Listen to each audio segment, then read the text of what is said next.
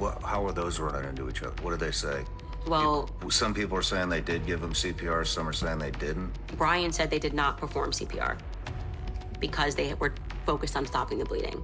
Frank said that they did perform CPR. I want you to listen to this, though, and especially after my conversation with John Bray. If you guys missed that great conversation interview from yesterday, go and check it out. It's really good.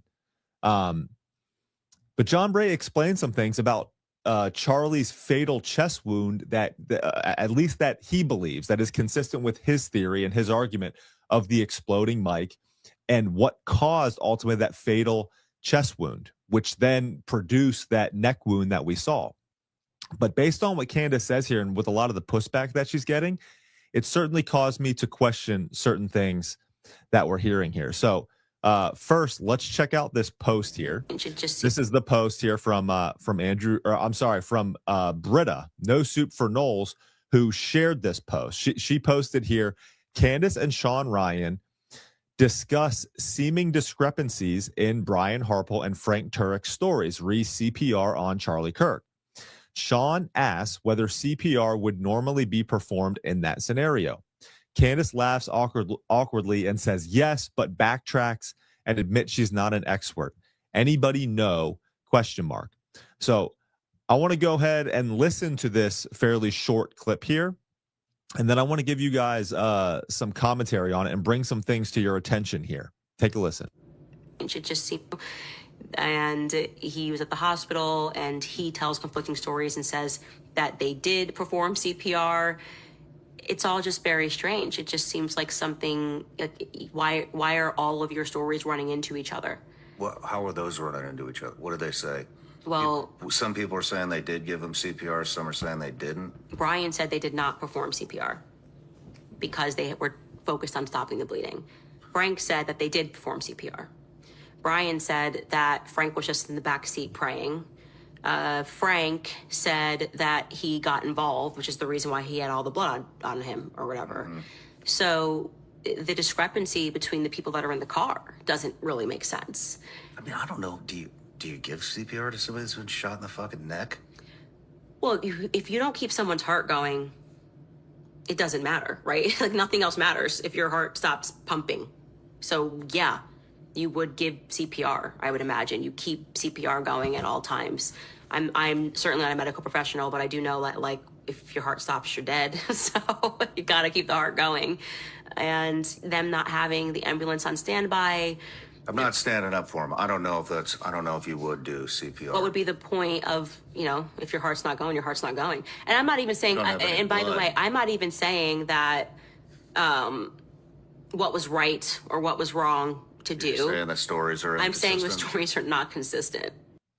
And that last point there, I think, is what's most important, because what Candace is getting crap for online for this is that, oh, she's not a medical expert. She doesn't know what type of treatment is required in this specific circumstance, whether CPR is required or not. Okay.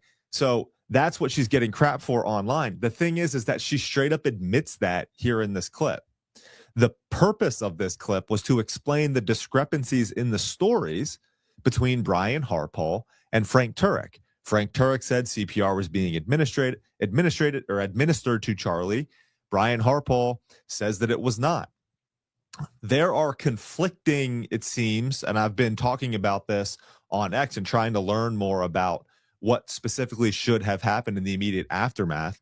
It sounds like when you have blood gushing from a wound, the very first thing that you must do is stop that bleeding. You have to stop the traumatic bleeding, and then you move toward any compressions or like a CPR type of scenario. Candace is right in that obviously in order, if you want that person to live, you eventually have to stop the bleeding, and then you have to eventually get their heart beating again.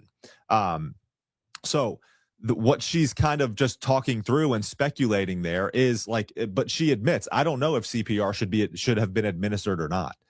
The very important point that she is bringing up is that there are discrepancies in the stories, and I feel like that's an important question to ask. It's like something did happen. Something happened in the SUV specifically, and why do we have conflicting stories? Like, why is there not just consistency? Reality played out. They were both there. Frank was either praying or not.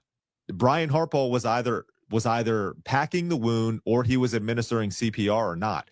There shouldn't be these discrepancies here, right? Like the truth happened, reality played out. Why are there different and conflicting stories? Like this is the problem here. Like, do we understand that? Here's the thing, though, that I find pretty interesting, just an observation that has got me thinking regarding administering CPR and what this whole conversation has produced here. What I did not realize is that in talking with John Bray is that he does not actually believe that the fatal wound, according to John Bray's argument, was actually not the neck wound. The fatal wound actually occurred in Charlie's chest area. That's where, if there was an explosion, like around the mic or anything exploded around Charlie's chest, he believes that fatal chest wound is what ultimately killed Charlie. The neck wound was secondary and accidental. So what I find interesting is that what we see here from this wound, at least from the neck wound, what we saw blood pouring out. We saw blood kind of pouring out as opposed to a spurt or like a gushing out from Charlie's wound. And what I find interesting about that is that, and John and I were talking about this, is does that signify, this is kind of a question that I have, does this signify that his heart stopped, that his heart was stopped, that could have maybe been caused by a chest wound, which then he had no pulse.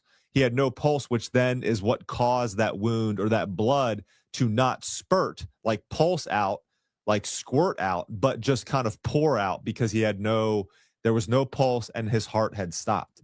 And then my follow-up question to that is then, would a neck wound by a 30-06, by a gunshot, would that stop the heart? I think that's interesting. I've heard people say, and I see it here in the comments, it's a venous wound and not arterial. But as far as that shot to the neck and where it would have come from, are there any arterial veins or I mean, we're talking about venous wounds here. Like, you guys understand what I'm asking? Like, what type of vein did it hit? Like, if it's a jugular, I understand the jugular is a venous, it carries venous blood, which does not spurt. Arterial blood does. Did it not hit an artery at anywhere in the neck? Obviously, blood goes to and from the brain. So, look, I don't claim to know. What I'm just interested in is with regard to the chest wound and whether or not CPR was administered. Like, once they get that blood to stop, are they then going to administer CPR? And then would that wound that we saw, is that more consistent with maybe a chest wound versus a gunshot to the neck? I don't know. I'm asking these questions, and I pose these questions on X, and I've gotten a good variety of answers. But I think these questions are worth asking here. They're worth asking because there's a lot of discrepancies and irregularities with regard to this wound, right? But it's funny. Candace is getting so much crap here for this clip, being like, "Oh my gosh, none of you guys understand." Like, she obviously doesn't understand what really goes on and what proper medical treatment he would have received. I mean, it seems that it seems as though like there's arguments and there's conflict among professionals in this regard. Like, for example, Charlie's neck wound was gushing blood.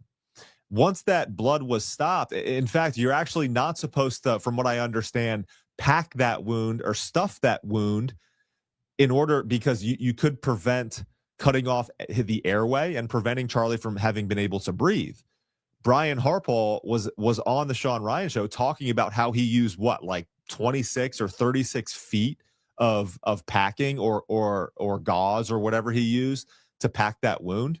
I'm not sure of the exact terms, but from what I understand, he used a lot, much more so than he should have used to stop that blood, but also not using the minimum effective dose that he should have used to pack that wound to prevent Charlie from being able to breathe. So again, there's a lot here. And Candace is admitting that she doesn't ultimately know. She's pointing out the discrepancies in what was said, and she's bringing those to light.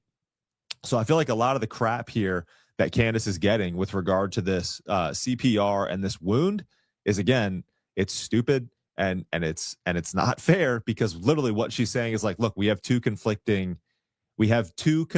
stories about what happened in that car, and that's simply what I'm pointing out.